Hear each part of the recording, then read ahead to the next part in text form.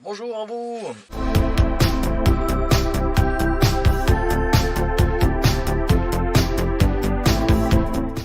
Alors, aujourd'hui je vais parler un peu en mode baroud en position hiver. Donc quand on est en autonomie totale, pour se positionner et passer une bonne nuit en mode hiver, on essaye de se trouver un coin pas trop au vent, plutôt face au soleil, pour gagner en chaleur par rapport au pare-brise qui peut chauffer l'habitacle. On prévoit le soir de l'alimentation lyophilisée, ce qui va permettre de faire chauffer de l'eau par la plaque et monter en température le fourgon. Et pour passer une bonne nuit, un duvet avec une valeur de moins 15. C'est les étiquettes qu'on peut trouver sur les duvets et qui permet de pouvoir signifier à quelle température on est confortable. Et voilà, bon, après le soir, moi perso, une bonne paire de chaussettes aux pieds, on attrape froid par les pieds, un t-shirt pour le haut du corps, et puis généralement, la nuit se fait tranquille, le matin au réveil, il y a quand même une petite différence de température entre la sortie du duvet et l'habitacle. Donc première chose à faire, eh ben, on fait chauffer le café avec de l'eau et la casserole, ce qui remonte largement la température du fourgon parce qu'il n'y a pas un gros volume. Voilà pour la partie un peu en mode baroud. Donc en bordure de côte, actuellement, au lever, il faisait 3 degrés en extérieur. C'est pour ça que nous, on privilégie, surtout en hiver, le mode camping. Il y a des campings ouverts toute l'année. C'est quand même plus sympa d'être relié à une prise de 120 pour avoir du chauffage autonome à l'intérieur. Une partie sanitaire quand même qui n'est pas négligeable. Chauffer, de l'eau chaude, une bonne douche. Puisqu'une autonomie totale en fourgon, c'est quand même assez astreignant. Alors, pourquoi c'est astreignant? Puisque moi j'ai regardé un peu, je me suis documenté, je suis allé voir des professionnels. Alors, les Webasto, déjà, c'est un bruyant. C'est petit, l'avantage pour un petit fourgon, ça peut être bien. Mais, puisqu'il y a un mais, au démarrage, il tire 10 ampères de la batterie sur laquelle il est branché. Et donc, en position hiver, si on doit tirer 10 ampères, il y a 2 ou 3 jours sans soleil, malgré un panneau solaire, je pense qu'il va être difficile de recharger sa batterie. Si en plus on a quelques lampes qui... Bon, les LED, ça mange pas beaucoup d'énergie, mais je pense que la perte en énergie électrique par rapport au Webasto, c'est pas ce qu'on peut faire le mieux. Après, quand on a un plus grand fourgon, je pense que passer sur des fonctionnements mode camping-car, c'est-à-dire les traumas, les choses comme ça, je pense que c'est toujours pareil, c'est une question de coût. Mais un Webasto, déjà, ça me coûtait, si je le faisais pas moi, et je le faisais faire par un installateur, et ben ça me coûtait un billet de 1500 quoi. Donc ça en vaut pas vraiment le coup, quelque part. Pour ces quelques mois d'hiver, le mode camping nous convient beaucoup mieux pour nous. Après, dans le mode absolu et rester dans l'autonomie et l'aventure totale, à mon avis, hein, je peux peut-être me tromper, mais le groupe électrogène, c'est un bon compromis.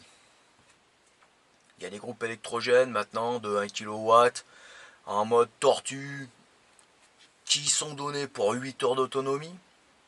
Donc je pense que c'est correct. Pour un billet qui va en dessous de 1000 balles, ça reste correct.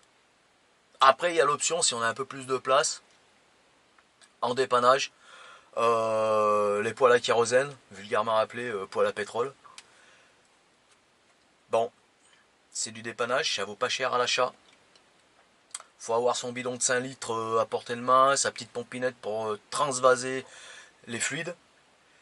Mais en pleine nuit, ayant eu ça en habitat dans une maison, ça fait une belle lueur rouge. Pour dormir quand c'est éclairé, je pense que c'est un peu limite. Donc voilà, plus les odeurs au démarrage et à l'extinction. Bon, chacun fait ses libres choix de son autonomie, de son chauffage et de sa façon de vivre en van. Hein. Mais personnellement, ayant un fourgon petit, sur 2 jours, on peut se passer d'un modèle de chauffage. Maintenant, quand on reste plus longtemps sur place pour visiter les environs ou bien se poser, pour nous en hiver, le mode camping, c'est ce qu'il y a de sympa.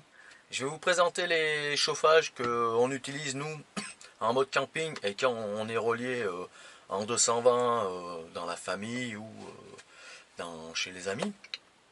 Voilà, allez, c'est parti, on y va. Donc voilà, c'est ce genre de petit chauffage que j'utilise. En plus, il va très bien puisqu'il se glisse entre les deux lits. Donc, niveau chauffage, c'est assez sympa. Vous voyez, c'est un petit chauffage comme ça qui permet de maintenir une bonne température. Et le matin, on a ce petit chauffage ici qu'on allume.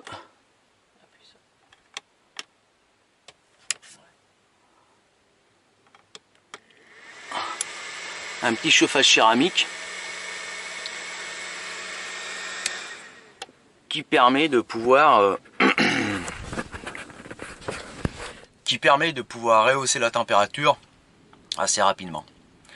Bon, ce genre de chauffage là, bah ça j'ai trouvé ça au Roi Pépin, grande surface, c'est sa marque je crois, Équation. Ce petit chauffage là, et ben c'est pareil, hein. J'ai trouvé ça au Roi Pépin, toujours pareil, c'est la même marque. N'oubliez pas, restez toujours face au soleil pour faire chauffer les vitres, c'est intéressant. Nous on le fait de temps en temps quand on est en pleine nature, qu'on s'arrête, on a 1 ou 2 jours à passer un petit peu à la rude, on va dire. C'est ce qu'on fait, on essaie de se mettre face au soleil. Il y a aussi un truc que j'ai fait cet hiver pour éviter trop de buée sur les fenêtres le matin quand on se lève. C'est mettre une bâche extérieure sur le pare-brise. Donc l'année prochaine, je crois que je vais me prévoir ça avec des tendeurs. Ça évite le pont thermique, on va dire, entre l'extérieur et l'intérieur. Voilà, je pense que j'ai fait le tour de la question, un peu nous, comment on se met en mode hiver. Quelques questions me viennent à l'esprit? Non. Donc je vous dis à bientôt sur la chaîne. Bon, n'oubliez pas, hein, comme d'habitude, si vous voulez partager, partagez, likez, laissez un commentaire aussi. En bas de vidéo, je laisse toujours quelques annotations sur la vidéo. Parce que de temps en temps, j'oublie de parler de quoi qu'est-ce. Allez, je vous dis à bientôt sur la chaîne. Ciao, ciao, bye bye. Attaquez une très très bonne année. Nous, c'est pas mal parti. Il y aura quelques vidéos qui vont arriver prochainement.